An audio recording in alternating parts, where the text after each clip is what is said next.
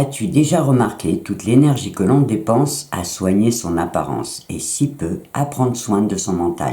Comme si plaire aux autres devait être notre priorité. Dans cette vidéo, j'avais envie de te parler de cette obsession de l'apparence qui nous fait oublier une chose essentielle. C'est ce qui se passe à l'intérieur de nous qui se reflète à l'extérieur et non l'inverse. Notre mental façonne bien plus que nos émotions. Il influence notre posture, notre regard et notre énergie. Une personne bien dans sa tête dégage naturellement une aura plus forte et une authenticité qui dépasse la simple apparence. On devrait toujours garder à l'esprit que prendre soin de son mental ne doit pas être une option, mais une priorité absolue. Et pourtant, dans notre société, tout nous conditionne à croire que l'essentiel se joue dans l'image que l'on renvoie aux autres, au point de créer une forme d'obsession chez certaines personnes. L'apparence physique a toujours joué une place centrale dans nos interactions sociales, ce qui peut se comprendre par le simple fait que c'est la première image que l'on montre à l'autre ou que l'on voit de l'autre. Et ça serait hypocrite de le nier. Sauf que dans notre société actuelle, cette importance peut prendre une ampleur démesurée chez certaines personnes au point d'influencer leur confiance en eux et même la perception qu'ils se font de leurs propres valeurs. Aujourd'hui, avec l'essor des réseaux sociaux et des industries de la mode et de la beauté, les standards esthétiques deviennent de plus en plus exigeants.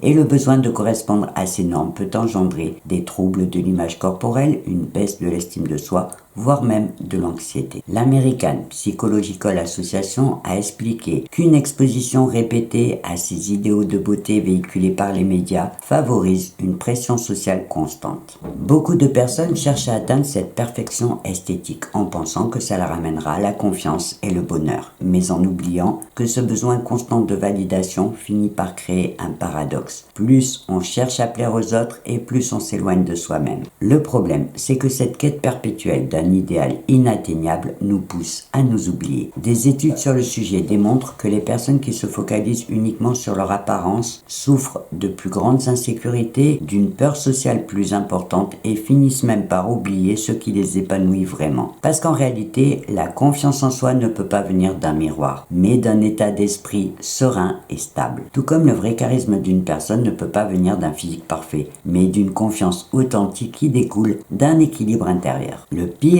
c'est qu'on le sait tous, les hommes comme les femmes. On est tous conscients de cette dictature de la beauté qui nous pousse à nous juger, à nous comparer en permanence et qui arrive même à nous faire oublier qu'un corps de 50 ans ne pourra jamais ressembler à un corps de 20 ans et qu'un visage change naturellement avec le temps. On se fait des complexes pour tout et pour n'importe quoi, au point de se gâcher la vie et d'en oublier l'essentiel, notre bien-être intérieur. Et pourtant, même en étant conscient de tout ça, on continue à jouer le jeu. On s'accroche à ces standards irréalistes comme si notre valeur dépendait uniquement de notre image, en négligeant carrément ce qui devrait être notre priorité, le bien-être mental. Alors, la question à se poser, c'est qu'est-ce qui nous pousse à accorder autant d'importance à notre apparence au détriment de notre équilibre intérieur? Si on réfléchit bien, ça pourrait être logique, parce que ce qui se voit capte l'attention, ce qui est invisible passe au second plan. On ne peut pas mettre en avant un mental fort comme un atout visible. Et d'ailleurs, il ne fait pas l'objet de la même attention de la part de notre société. Prendre soin de son bien-être mental est encore souvent perçu comme une perte de temps ou comme une faiblesse, alors qu'en réalité, il est essentiel pour un bon équilibre.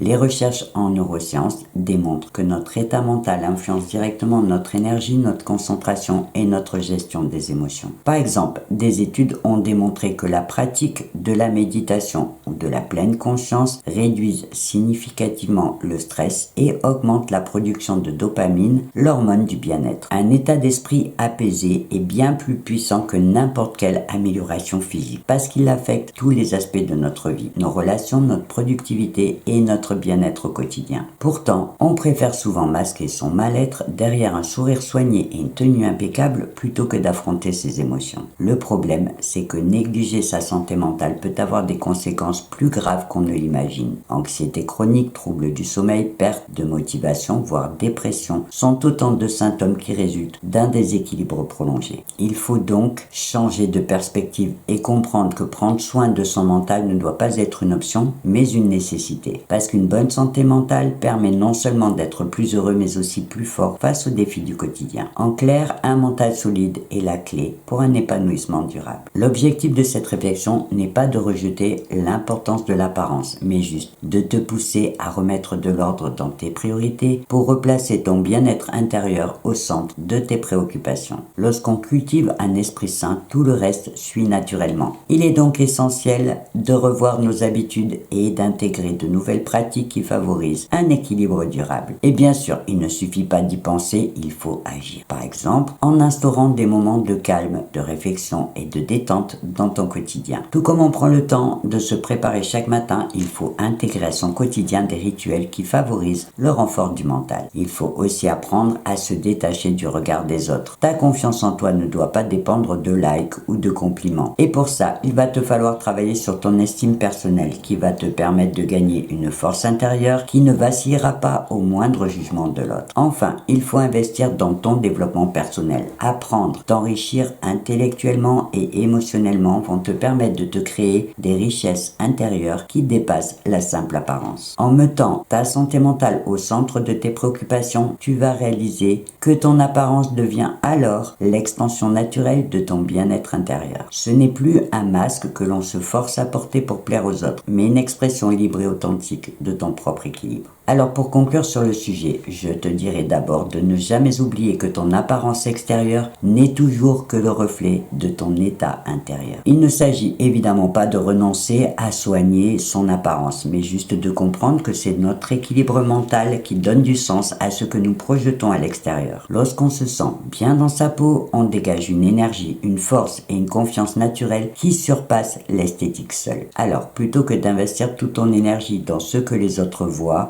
utilise-la plutôt pour faire des choses qui te rendent heureux. Prends soin de ton esprit, de tes pensées et de ton équilibre émotionnel. Parce qu'au final, l'apparence la plus éclatante est celle qui reflète un esprit serein et confiant. Voilà, je vais m'arrêter là sur cette belle pensée. Et avant de te quitter, je te rappelle juste que si tu as des questions ou des réactions à partager, tu peux le faire directement dans la partie commentaires sous cette vidéo et je me ferai bien sûr un plaisir de te lire et de te répondre. Et en attendant ma prochaine vidéo, je te souhaite une belle journée ou une belle soirée et je te dis au revoir et à bientôt.